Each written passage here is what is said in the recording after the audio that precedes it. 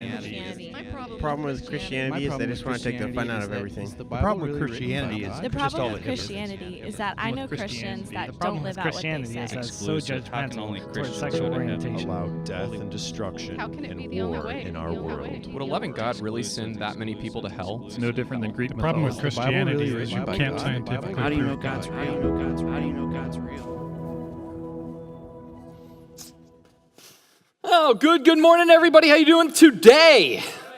Fantastic. Well, if you are a guest with us this morning, we are very, very excited to have you here. My name is Matt. I'm one of the pastors here, and it is a privilege to have people visiting with us, checking us out, seeing what RC is all about, what our heart is, and what we desire as far as trying to be here for the good of the city. That is what is important to us as a church as we make much of Jesus in our church. So thank you for being here. Now, if maybe you've been checking this out for a little while and you're wanting to kind of take that next step, maybe if it's your first step, you just go, hey, I want to know more about redemption. I'm sure you've already looked at us on our website, but you can also download our app. That's a great way to find out more, to have some sense of connection, know what's happening, as well as it's a way to communicate with us. So that's something you want to consider. The other thing is we are having a connection lunch coming up in the next couple of weeks. It's going to be on a Sunday right after church. And if you would like to be a part of that, you can go on the app and you can see the announcement for that there. Or you can go out to the iPads out there and you can get information there, but we would love to have you there. It's just a casual, low-key way to get to know some of the leadership in the church, and so it's a fun time, good time, and we would love to see you there. So we hope that you are a part of that.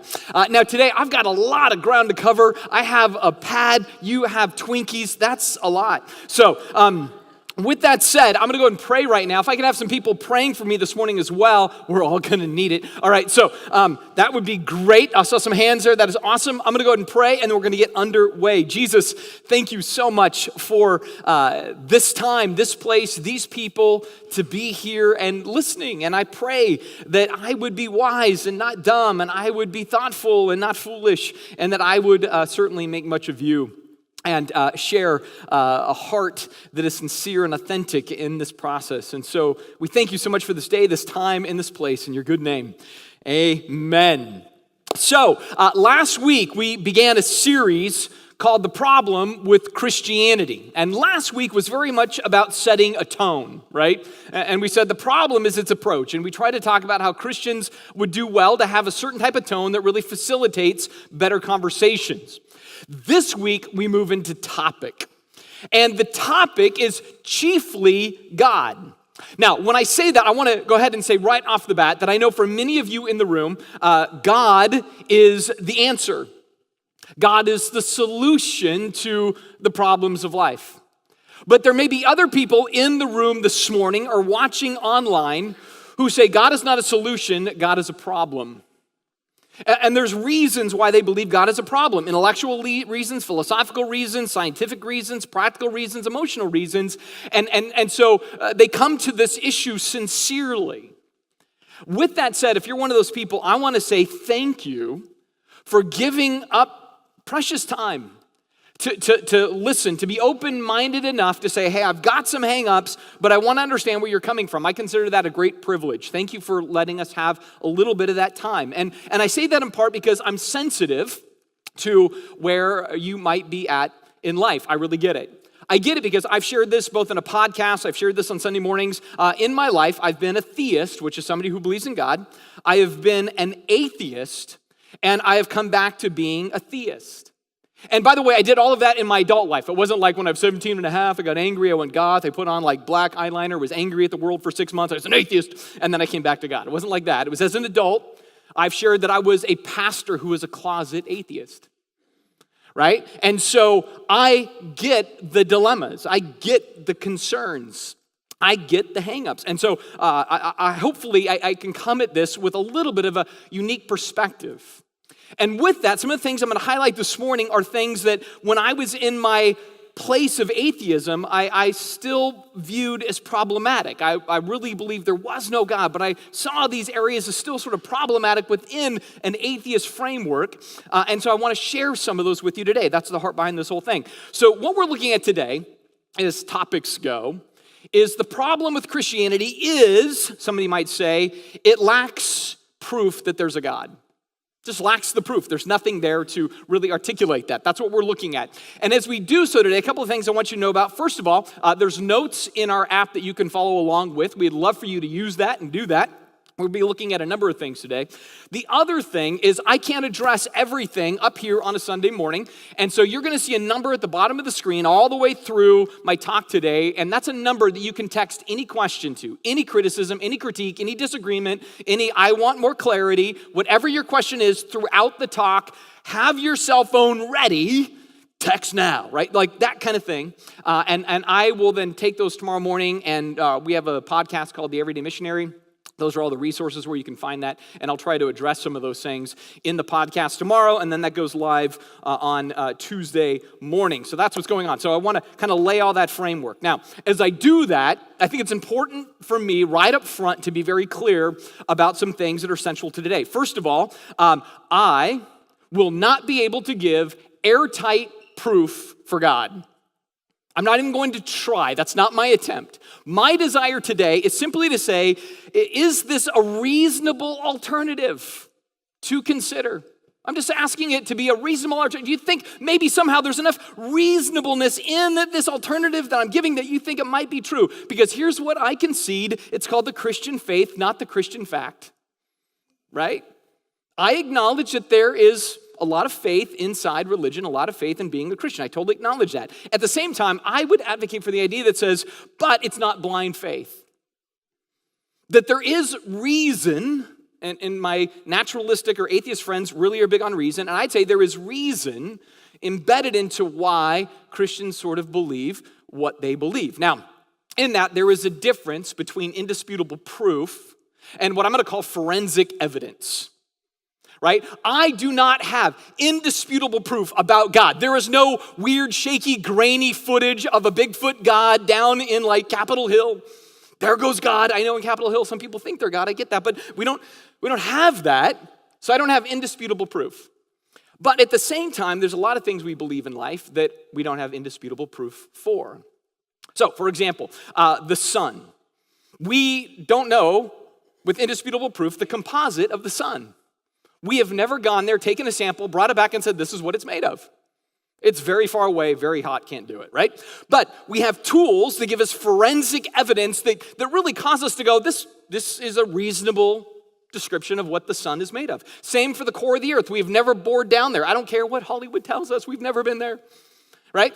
But we can use forensic tools and say, this is kind of what it is. Even in medicine, there are certain things that are tests to figure out maybe certain mental illnesses or certain dispositions or whatever else. And we're not using chemistry, biology, or anything like that to do the test. We're just asking questions and putting the pieces together. It's like a forensic evidence. It's not indisputable proof. But from that, we can then assess a problem and give a medication or a diagnosis based on that. We do this all the time, right? Matter of fact, my favorite is black holes. Or quantum singularities, if you're one of those people in the room, all right? So, I love black holes, right? Here's the thing about a black hole. It is a little pocket of miracle in the universe. Because people say miracles can't happen, especially my naturalistic friends, because they say it's a disruption of the laws of nature. And I'm like, well, then every black hole in the universe disrupts the laws of nature all the time. It's a miracle. It's awesome, right? But here's the thing about a black hole. If I showed you a picture, it looks a lot like this next picture. In other words, you can't see it. It's a black hole, man, right? We'll never be able to take a picture of a black hole. It's impossible to take a picture of a black hole because it's a black hole. You can't see it. It will never be seen in a photograph. But here's how we know they're there. Here's a picture. It's sort of an artist's rendering, an exaggerated idea that says when we look with computers and telescopes and everything else, we can't see the black hole, but we can see how the black hole affects everything around the black hole. So we know it's there. We know it's a mystery. It disrupts the laws of physics. And while we can't take a picture of it, we can see its effects. This, to me, is forensic evidence, and this is exactly what I would say with God. We will never get a picture of God. We will never be able to take a snapshot of God. We can't directly see God, but he disrupts the laws of physics, and his effects are fully felt. That's the approach that I'm taking today. And so I want to look at 4 basic reasonable evidences, starting from brief and then becoming a little bit more exhaustive as we go through this morning. And so if you're taking notes, this is going to be your first note. I want to start off by looking at the philosophical evidence for God. Now, here's what I want to say about philosophy. Philosophy is more than just weird ideas that crazy people pull out of their butt, all right? Now, I say that because I know sometimes, and I don't know if I should have said that. Anyway, but my master's is in philosophy, so trust me, I know where some of it comes from. But the problem, we sort of look at philosophers and go, they're weird, they're dumb, they're crazy, whatever else, and some of them are smart, and we almost assume it to be like an art. But in reality, philosophy is a science, and there are rules that govern philosophy. We call this formal logic. And if you've ever taken a logic class, or if you're a homeschooler and you were forced to, because a lot of homeschoolers are like, you're taking formal logic, and the kids are like, no, but they make them do it, because it's part of classical education, right, with Latin, yay! All right, so anyway, so you have this series of formulas and principles that are called logic, formal logic. And the rules of philosophy must play by those things or it's tossed out. It says it doesn't fit, it doesn't work, it doesn't play, right? Now, having said all of that, what I would say is an interesting kind of concept here when it comes to Christianity or belief in God is people will say there's no logical reason to believe in God. There's no logic behind it. My atheist friends will advocate this idea. And I would say, well, actually, in philosophy, there are over 24 philosophical, logical arguments for God. In fact, on the screen, here's a list of some. Right? This is just a smattering of some. What's interesting about this listing of philosophical arguments is that some are Greek, some are Roman, some are Christian, some are Muslim, some are Hebrew. In other words, different cultures that may not agree on a lot of things pondered the mysteries of the universe. These arguments span thousands of years, some of them. And the reason that they still get interacted with today is because they're really solid, really sound philosophical arguments. In other words, an atheist philosopher interacts with a theistic philosopher and says, this is cogent enough that we need to debate it. Now, in there, they may disagree with the premise, but they will agree that the premise and the conclusion of your premises, those things are cogent. Now, we're going to debate that, but we're going to bring rigor and thoughtfulness to it because we know that that is a sound argument that needs to be debated. Now, I'm going to do you a big favor and not get into a single philosophical argument today. Yeah, because I have been to like these workshops or whatever else on philosophical arguments for God, and they start doing it, and then my eyes roll into the back of my head, and I start to drool, and then I think about the Seahawks hopefully winning today, and like all this stuff, because here's the bottom line. Most of those arguments, they're so boring, right? And they're so hard to hold into your head. And while everybody talks about, we need more logic today, let's be honest, we prefer like reality television and People magazine. We don't want logic, it's dull, right? But I highlight that to say, you know what? At least from the perspective of somebody that says Christianity, there's no logic behind it, or God, there's no logic. I go, no, there's actually a lot of logical arguments in favor of, not just from Christians, that need to be maybe considered. Right? And part of this is because as Christians, we believe that all truth is God's truth and that God embeds his truths in natural things, not just supernatural books. In fact, this one particular writer, his name's Paul, wrote a letter to a group of people that lived in the city of Rome. And he said that we know the truth about God because he's made it obvious to all people, to everyone. For ever since the world was ever created, through the sky and the earth and everything else, his invisible attributes, his power is clearly seen, so we have no excuse about knowing about God. In this sense, there are philosophical ideas that God embeds into truth statements that we can sort of look at and ascertain. And so in one sense, that's a forensic evidence of God. There is philosophy behind this. The second, though, is interesting to me. It's it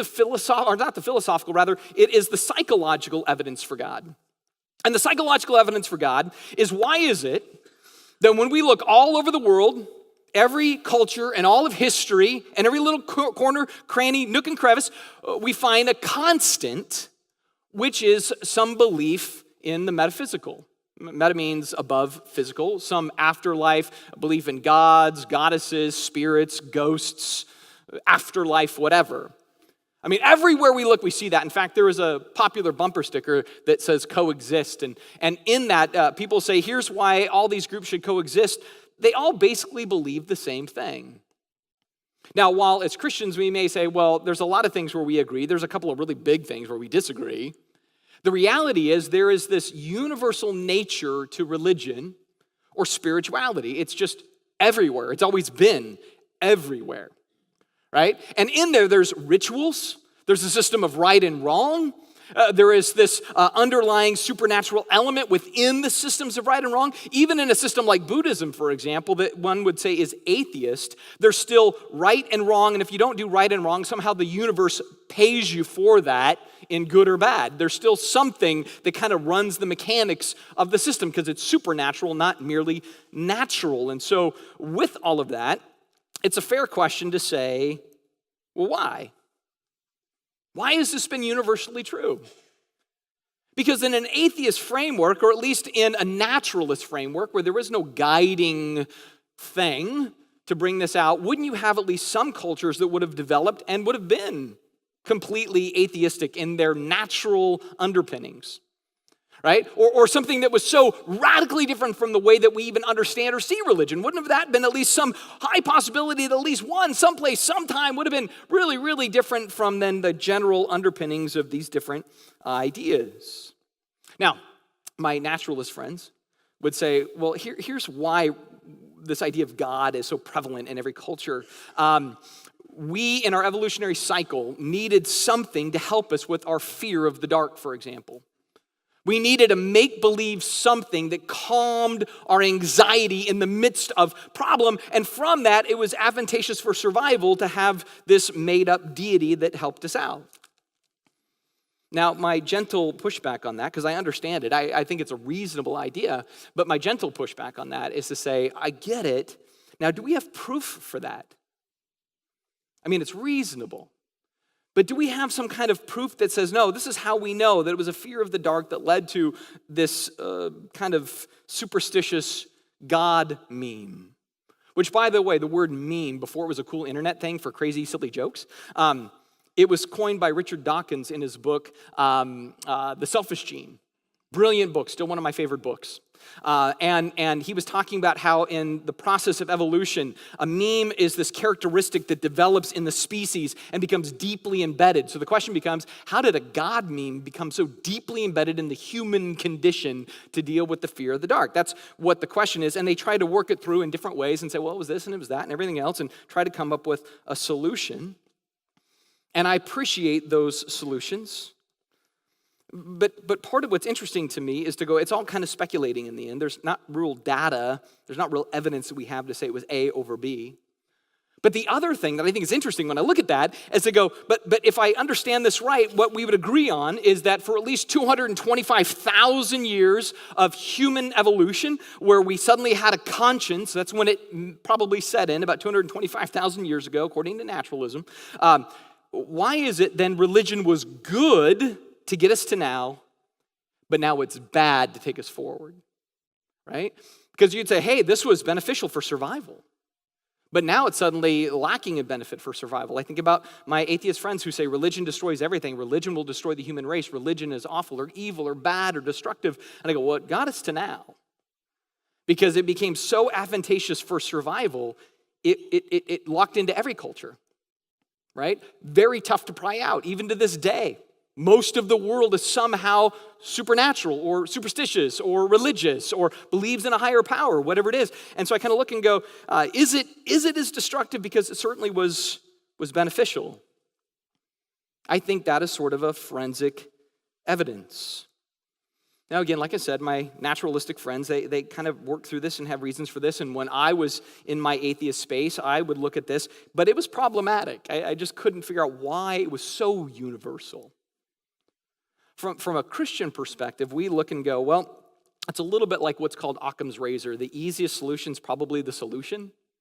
The easiest answer is probably the answer. And from a Christian perspective, there was this ancient wisdom writer. His name was Solomon, and he said this. The reason this is the case, you see it everywhere, is because God has placed eternity in the human heart. It's just in there. We go, that's a reasonable answer. I'm not sure how it got here from an evolutionary perspective, but that seems a little bit more simplistic, and sometimes the simplest answer can be the answer.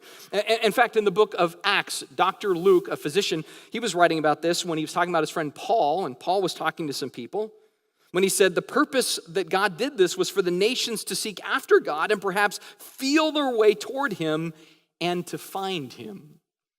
It's like it's just always been in our mix, always in the DNA of our substance emotionally and psychologically and even philosophically, because again, the simplest answer is God weaved it into the condition. And so this becomes another forensic argument. One part, philosophy, there's a lot of philosophical, logical arguments for God, and the other is, man, you see this idea of God everywhere throughout all of history up until relatively recent, or in very small, teeny, individualized pockets, really not in societies or cultures at large. And so these sort of become these markers of evidence. That's the second one.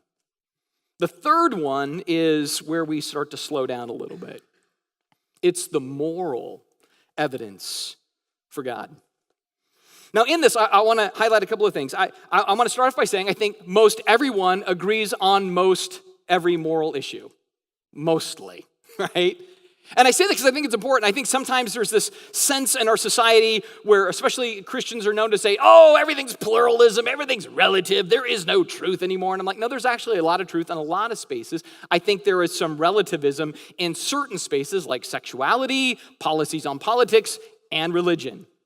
But I don't think there's a lot of relativism in a philosophy or in a biology class or in a physics class or in a math class. It's not like 2 + 2 is whatever you want it to be. Even with some of the new math systems, we still get to 4. Just a longer way, right? So there's a lot of similarity. And even in our community, right? Most of us are raising kids with the same fundamental moral standards and rules. We want them to grow up to be functioning in a certain way. What this also tells me is the second thing, you certainly do not need to be religious to be moral, right? In fact, sadly sometimes, I know of people that are non-religious that come across as more moral than people that claim religion. And shame on us as Christians if that's true of us. Shame on us, right? That should be a standard that we live up to. That's just key. But here's why I say all that. Yesterday, I'm on the 520, going toward the 405, because my daughter is having a birthday party in Bellevue, and I'm the last one to show up, and I'm 20 minutes late, and it's going to be this whole crazy thing. And you know how it is sometimes when you're going from 520 to 405. There's that giant line of 200 cars all in the lane waiting to get on to the 405. But I'm late. So I get all the way over into the left lane, go past all of them. Just as it's curving onto the on-ramp, I suddenly slice in between 2 cars, right? And I can, because I have a Ford Excursion. The law of tonnage always wins, right? So they'll get out of the way, right? Now, what happened in that moment? There was 200 individual cars that went, who is that jerk that just cut in front of all of us? That is so unfair. To which I say, says who? Who says it's unfair? Now, to be clear, I didn't do that yesterday. All right, so, but I have done that before, and I know how angry everybody is because they wave a single finger at me when I do it. So I'm positive it doesn't sit well. But why? All these different worldviews and ideas and opinions and political issues and everything else, why do they all agree that it's unfair? It's wrong. See, there's something in us that says it's wrong, right? There's something in us that says, no, there's certain rules, there's certain standards, there is right and wrong, and yet I go, why? And what's the best answer to why? In fact, the question for this point is really this: which is more consistent and a more reasonable reason in identifying why humans tend to see morals as absolute and uniform? Is it naturalism or is it theism? Why do we all seem to agree? Why is it deep in us? Now, going back to naturalism and its hypothesis, it says about 225,000 years ago, like I said, we developed a conscience.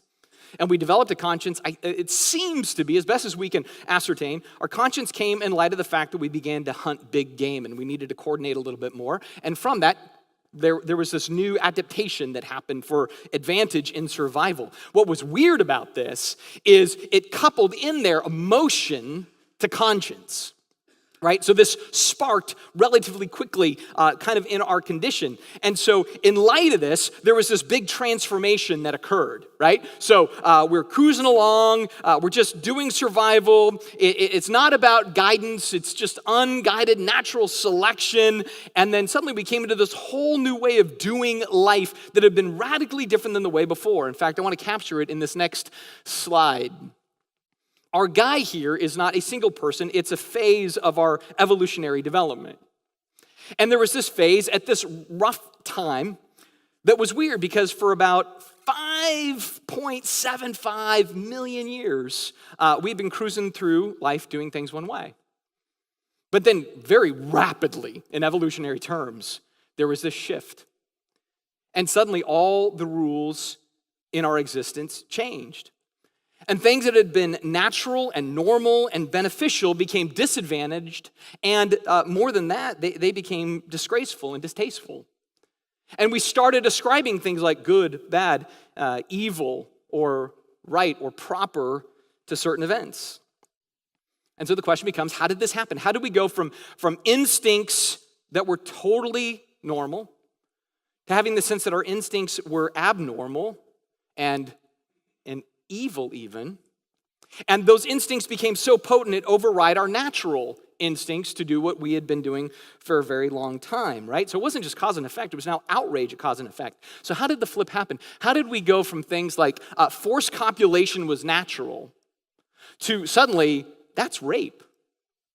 And if you're raped, you should feel bad. And if you rape, you should feel bad for raping a person. Like, how did that suddenly become this big thing? Natural, and now it's abhorrent. Like, that's a big question for the naturalist. How was it that eating your young was beneficial for survival, but now eating your young was infanticide and it was evil and you're the worst of all mothers? Because again, leaving the runt of the litter around is going to take from the others who could survive. Why did we think suddenly that was more advantageous to keep the runt around? And you were immoral if you ate your young. Or other things like you enter into a territory and there's more food in that territory. So you take the territory and you kill whatever's in the territory. That was just survival, but now it's theft and it's murder. Like, how did all of that disruption happen so quickly in the cycle? Because again, the way evolutionary theory works is it takes about 25,000 years for a new adaptation to grab hold in a species, right? It's a long period of time. You think it takes a long time for your teenager to figure out how to clean their room, right? It's like, that's a long time. But all these real potent emotions and morals came to be somewhat rapidly in the big scope. If you're looking at 6 million years of development, 225,000 is a pretty narrow window of where we suddenly jumped hard, fast, and frankly, unnaturally. Just wasn't a natural thing. And in that we felt it, right? We felt like there was something that was wrong. That's why they get angry when you cut everybody off going onto the 405. What's doubly interesting about this, from a naturalist perspective, is these feelings and these ethics that we developed were just for survival and advantage. They're not real. They're not real morals. They're not even real emotions attached to real morals. These are just instincts based on the best option for survivability. So when, as a naturalist, you're honest about that, this is the way it plays out. Richard Dawkins said this, and I think it's really helpful. There is at the bottom no design, no purpose, no evil, no good, nothing but pointless indifference. We are machines for propagating DNA. Michael Roux said it this way: morality is just an aid to survival and reproduction. Any other deeper meaning is just an illusion. It's not a real thing. Now, here's what I love about both of those guys and their statements. They're honest and they're consistent. I absolutely agree. If there is no grand arbiter over morals, morals are just tools. They're opinions. It's everybody else's opinion I shouldn't cut. It's my opinion I should cut. Ultimately, there's no great arbiter saying, oh, we should pull that guy over, unless it's the highway patrol, and even then he'd probably let me get away with it, right? But that's the challenge, right? That's the challenge in this. Now, when I was in my atheist world, this was, for me, the biggest problem. right? So one of the biggest problems I had with Christianity was a problem of suffering and evil. The biggest problem I had as an atheist with Christianity was I couldn't come up with a good answer for morality, right? Now there's kind of some hypothesis on it, and basically it's the idea of saying, no, at some point around 225,000 years ago and sort of evolving up to about 45,000 years ago when society really started to coalesce as culture, we found that kind of being altruistic or being selfless, being helpful was a benefit.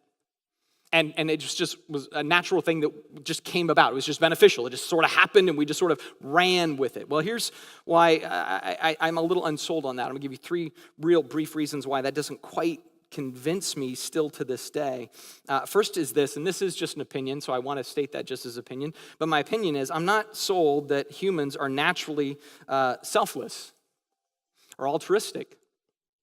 Not sold on that. So, kind of as a case in point, if I don't know anybody who would say, you know what, this is the route we should go as a culture. We're going to get rid of government. We're going to get rid of police. We're going to get rid of HR. We're going to get rid of all laws. We're going to get rid of the highway patrol. We're going to get rid of your HOA group, or, like all those things. And we're going to trust that everybody out of the goodness of their heart and their selflessness will play by all the natural, evolved morals that we know to be true. Nobody would vote for that. Nobody. You know what we vote in every year?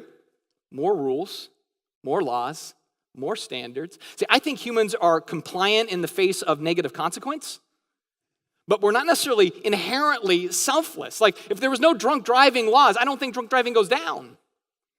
I think it goes up because we're going, oh, it's not going to be me. Right? HR wouldn't be like, oh, okay, there's no sexual harassment anymore. We can just shut it down.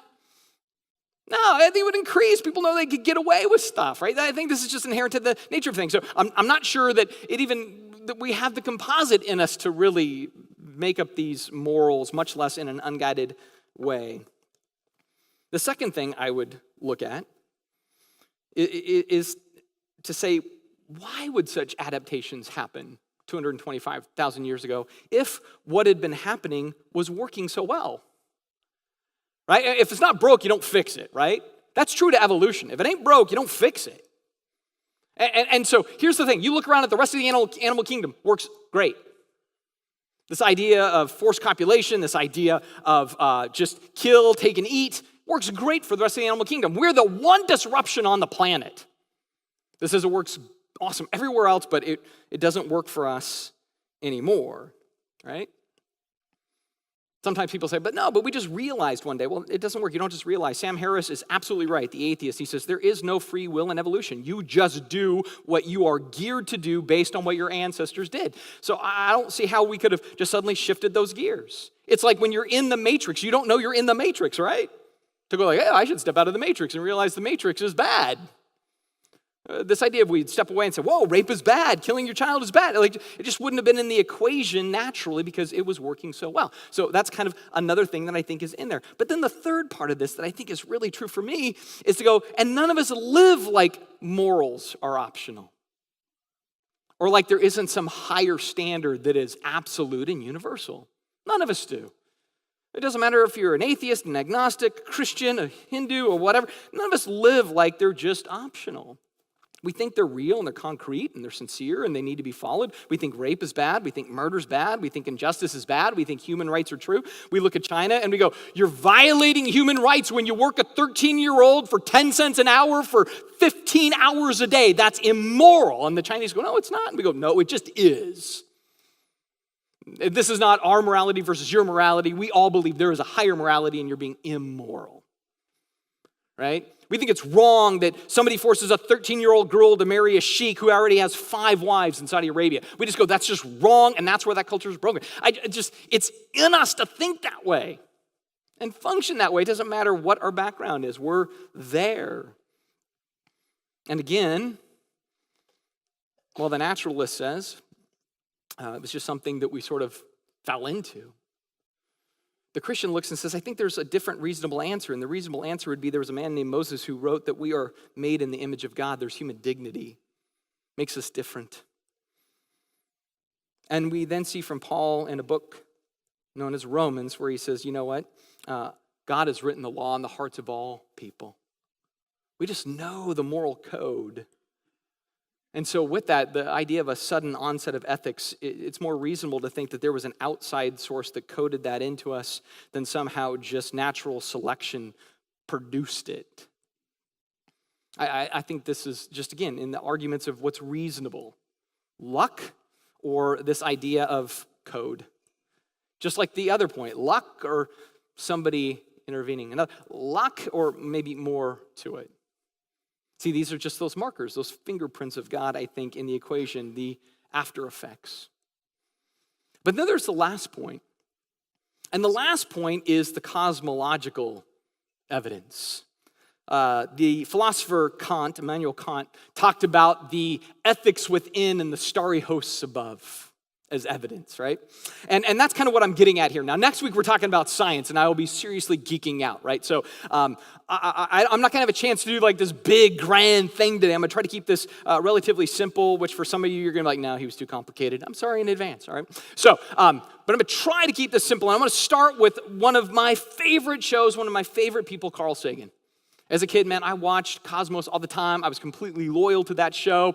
And every week, he would kind of introduce the same idea that kicked off the original series. And he would say, the cosmos, but he said it way cool, the cosmos, right? He was so cool. The cosmos is all that there ever is, and all there ever was, and all there would ever be. And he would say it's so Carl Sagan cool, right? But I would hear that and be like, I don't think that's the most accurate scientific statement on cosmos.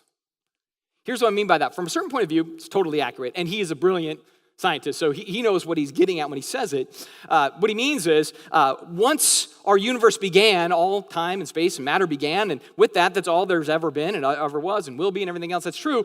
But you could assume from that the universe has just always been in a steady state. But Sagan knows the universe had a beginning. Right? And here's what's key. I want us to get to this idea of the universe had a beginning, right? To anchor into that, because now bringing in philosophy for just a second, here's what philosophy tells us. Anything that had a beginning had a cause. And this is what we know, right? Mommy's belly begins to grow.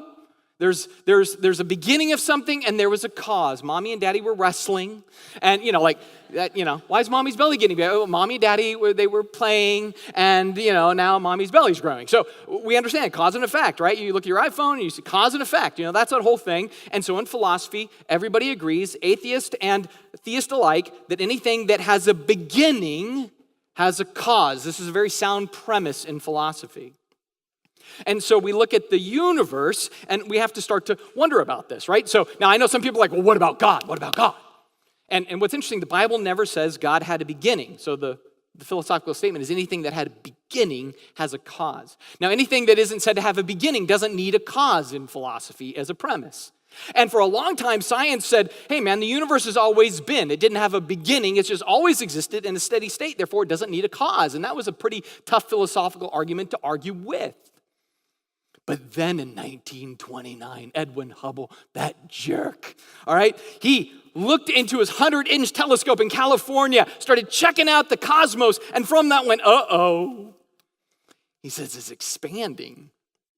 It's moving away in every direction from one another. And if it's moving away, if I hit the rewind, it goes, and he finds that it had a beginning. And he's, crap, it has a beginning. What are we going to do with it, right?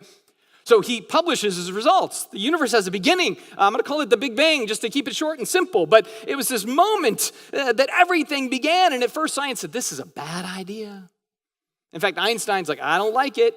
Hubble's like, but it's in the numbers. It's in the evidence. Yeah, I don't like it. And they didn't like it because it had an implication that if you have a beginning state, then you need a cause. But eventually they're like, it just is what it is. And now we got to figure out what was before that. Right? That was the dilemma that was reached, the challenge or whatever else, that maybe there would be a mind behind the matter and the mechanics and all of that. That might be kind of problematic. Now for the Christian, we say, well, yeah, God, the beginner of beginning of things. He's the causer of things. Now in naturalism, we might look and say, well, no, it's multiverse theory. Right? Or nothing, or, any number of things, a leprechaun past gas. I mean, who knows, but here's the thing. As soon as we say, we know there was a beginning, what was before the beginning? Every answer is firmly in the realm of faith statements. right? Well, we don't know if there's a multiverse. We don't know if there's something else. There's just some dude at a Starbucks, with a computer making our universe. We don't know. We just don't know, right? So there's all kinds of things. But I want to kind of highlight something where I think the odds are in the favor of God, all right?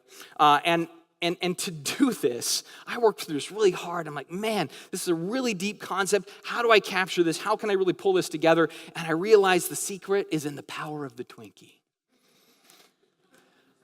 The secret is in the power of the Twinkie. This is a miracle of the highest order. This is a cosmic wonder. This is the stuff of stars, my friends, all right?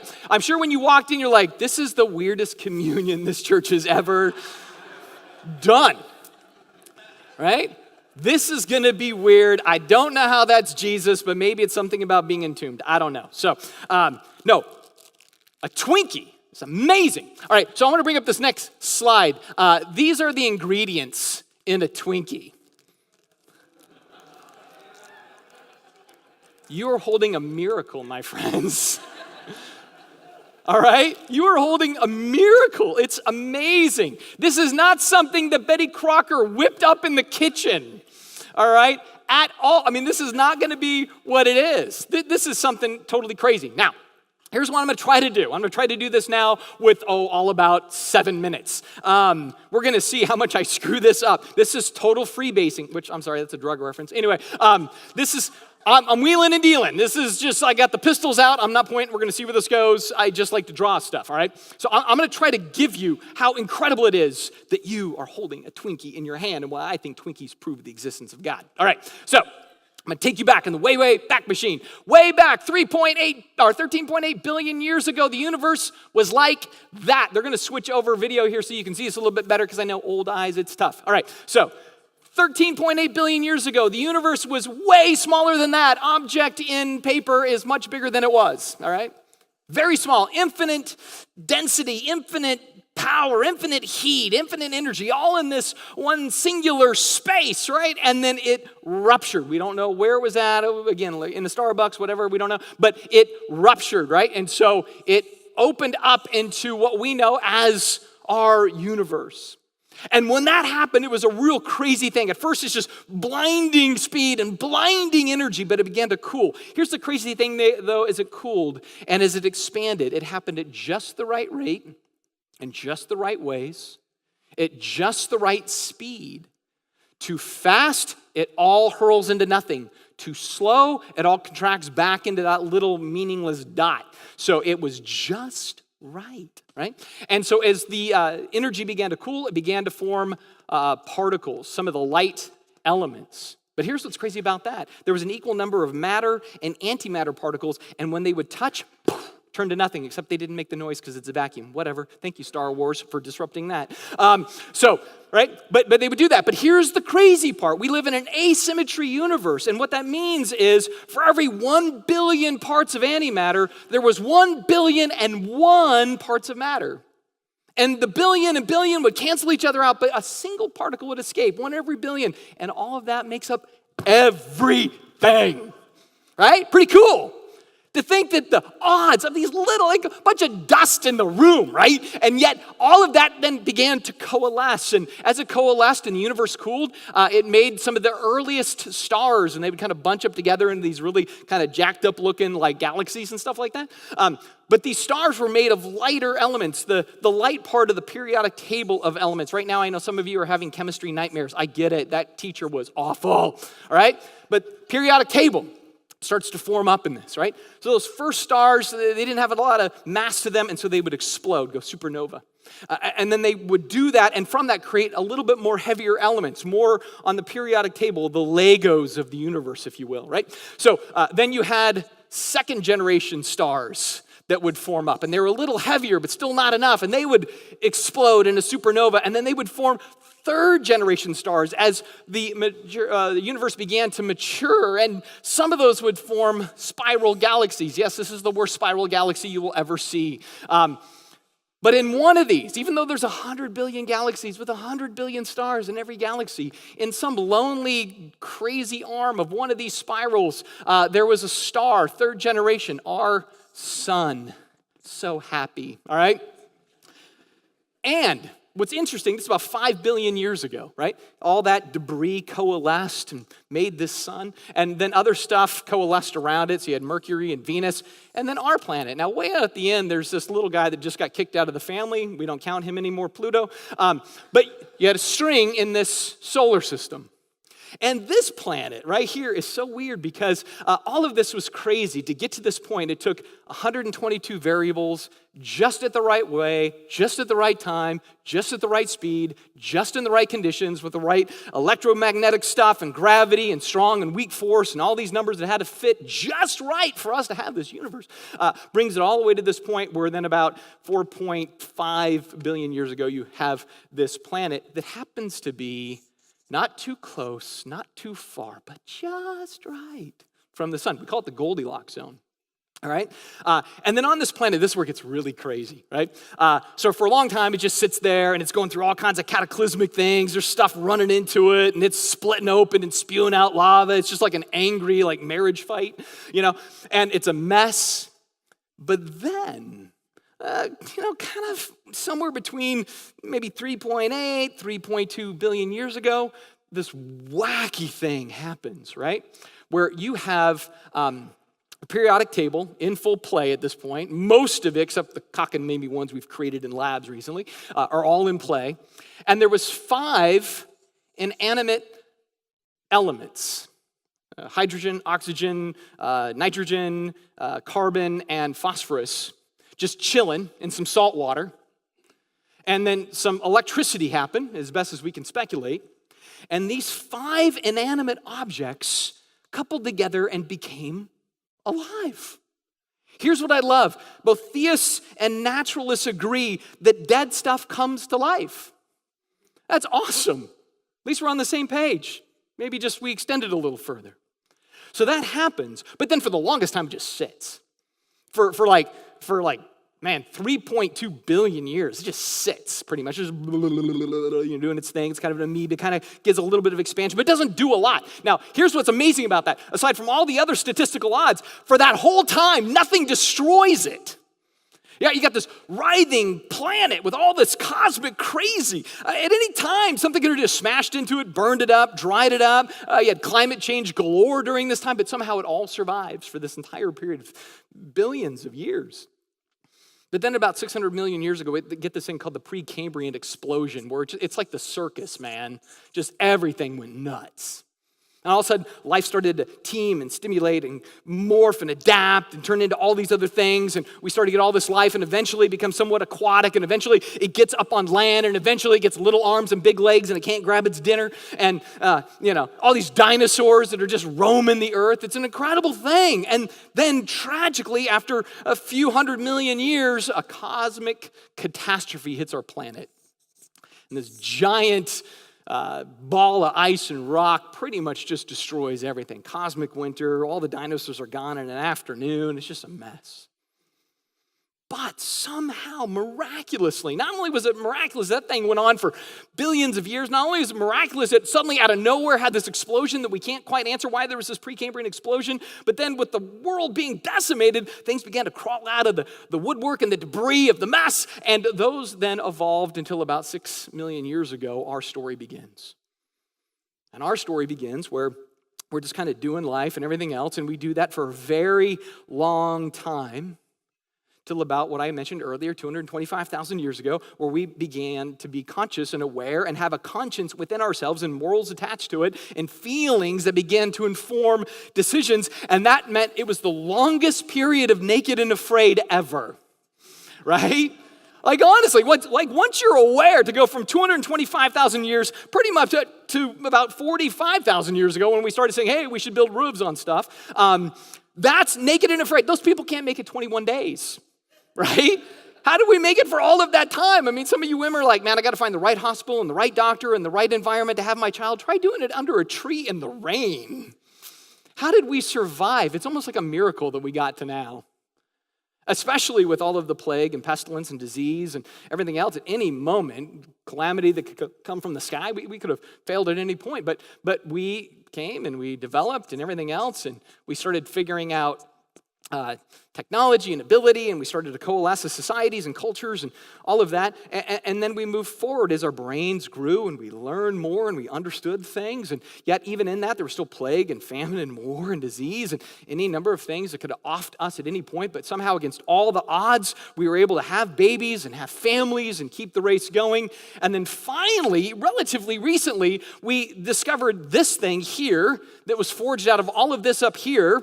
And we said, man, we can start to understand this a little bit better. And so we had the chemist, and we had the biologist, and we had the geologist, and we had the mathematician, and we had the engineer, and then we had all the awesome blue-collar people that could build everything that these guys could come up with. Like, we need to make a factory, and we need to have a lab, and we need to take the stuff mined out of the earth, and the stuff pulled out of the field, and the stuff that we can put together from understanding this, and we need to work with all those guys to build the building, to create the stuff, to do the things, to bring it together, to give everybody the golden, delicious Twinkie. Now, my point. This is a miracle. This is a miracle. If you just think about what it took to get from there, all the ways that this little ball of sunshine could have never been. It's the most decadent, dumb thing we could ever build, which means we had the time, to do it, right? That's the thing. And so with all of that said, here's my thing. Just trying to be reasonable for a second, taking through that whole progression, all those things, which again, I had to do really fast and just everything else. But the question then becomes, what's more reasonable to say something did that or nothing? Just off the cuff reasonable. Like what's more reasonable? Because the universe was like this giant supercomputer with software and hardware and an automated built-in 3D printer, and it prints stuff all the time, every day, right? Like all that's there. It's like this kernel that was coded to then unpack and do all this stuff, right? Like something or nothing. Matter of fact, let me simplify this in a different way. You're hanging out tonight with a friend, you're watching TV, right? And all of a sudden you hear this bang upstairs. And your friend looks at you and you look at them and you go, what was that? And they go, nothing. Is that reasonable? So that was a bang. It was nothing. No, it was something. I'm getting out of the house because if a phone call says, they're upstairs, you know it's trouble, right?